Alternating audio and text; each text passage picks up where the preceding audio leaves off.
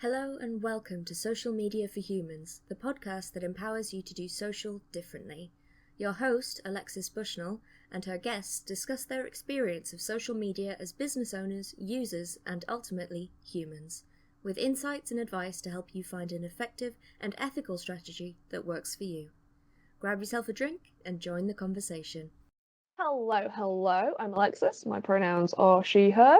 Welcome to a little quick tip episode of the Social Media for Humans podcast.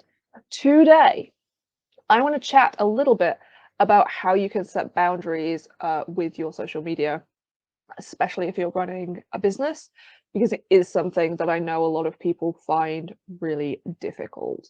One of the big things that I know people struggle with around boundaries in social media is the engagement side of it.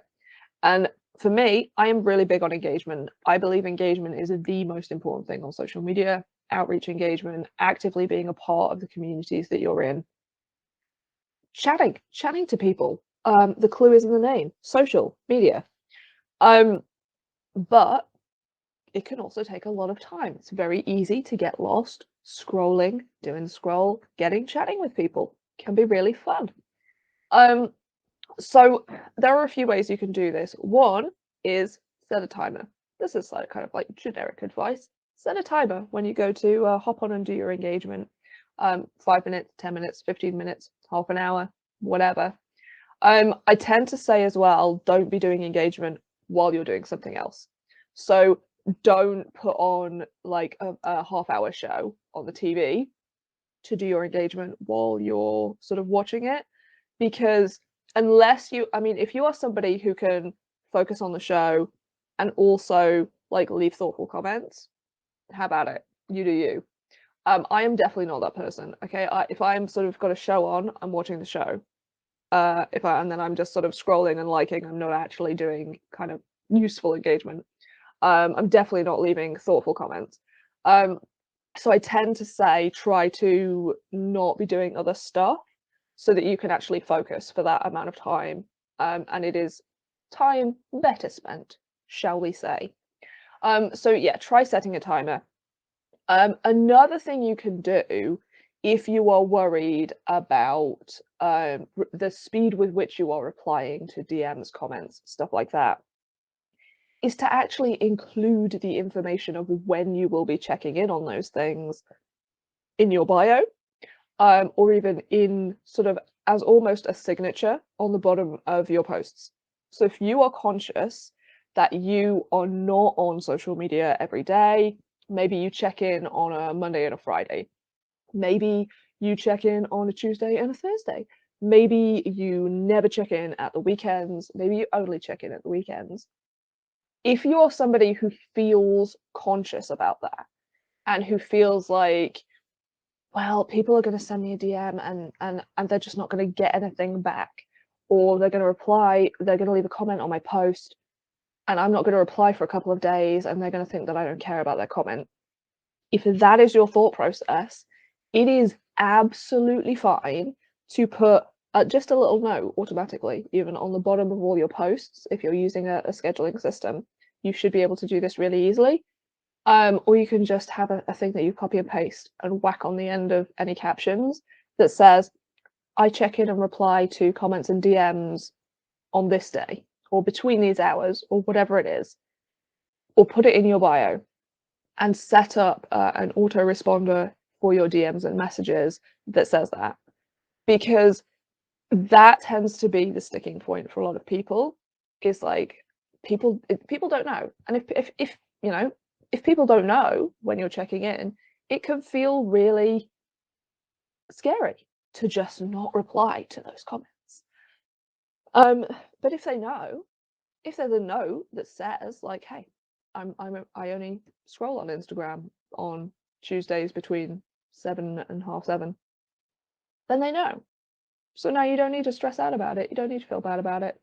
You don't need to feel bad about it anyway, but I am also aware a lot of people do. So that is another way that you can do that around engagement. Another place that I recommend you having boundaries around social media is what you post, especially with the stories and a lot of behind the scenes content becoming really, really popular. The push for authenticity, which is great. I am team authenticity. Authentic authenticity, huh? Not like Instagram authenticity. That's a whole other discussion.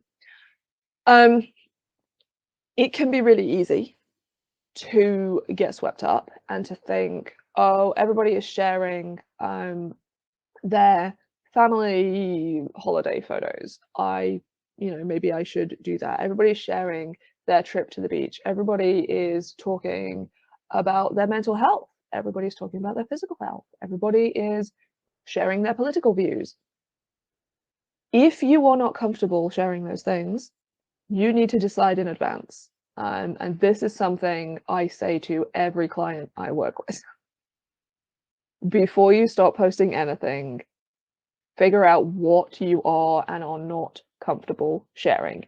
And that can also mean talking to the people in your life, because maybe you are comfortable sharing your kids' stories about your kids or your partner or your friends, but maybe they're not comfortable with it.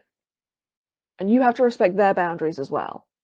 So it is really helpful to have those chats with the people who might be featuring on your social media, and also with yourself, and make a list. If you are a list person, put it, in your content planner. If you have one, have something somewhere where you can refer to, so that when something becomes really popular, or you start feeling pressured to post about that because people are asking you about it, or because everybody else is doing it, or it's in the news, or it's whatever, you can refer to that and go, no, this is not something that I am prepared to post about. This is not something that I feel comfortable sharing, so I am not going to do it.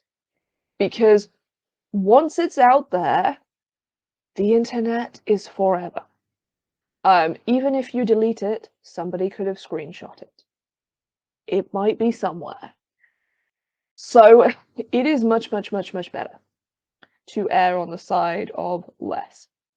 So if you are not sure how much of your mental health story you want to share, err on the side of not sharing much at all, because you can't take it back. You can always open up more as you maybe start to feel more confident, as you start to feel more able and happy and comfortable sharing those things.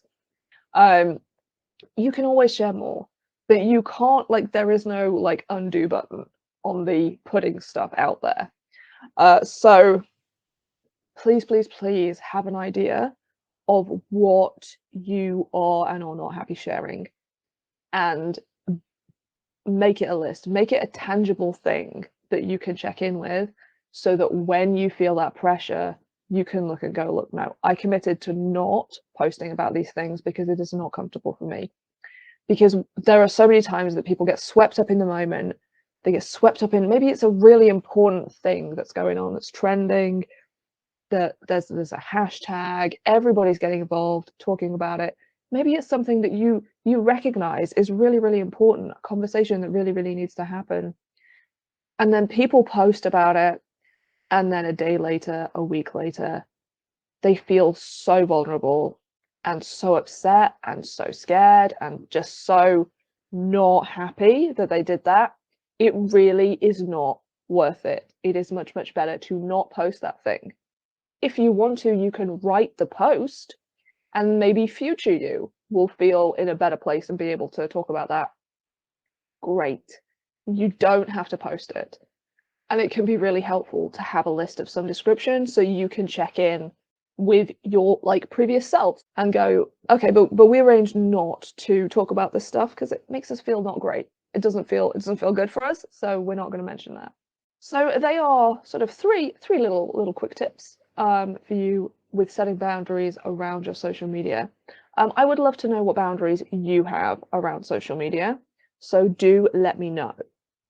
If you would like help figuring out what your boundaries are around social media, or indeed just sticking to them, because it can be tough, I would love to see you in the Social Media for Humans Club, which is a membership for small business owners, helping you do social media in a way that works for you. You can also support the podcast on Patreon, where you will get early access to the episodes. Follow me on social media for more tips and stuff. All the links will be in the show notes. And take care of yourselves. If you want more regular reminders to find your own way to use social media, follow Alexis on your social platform of choice. All the links will be in the show notes. Until next time, be a human.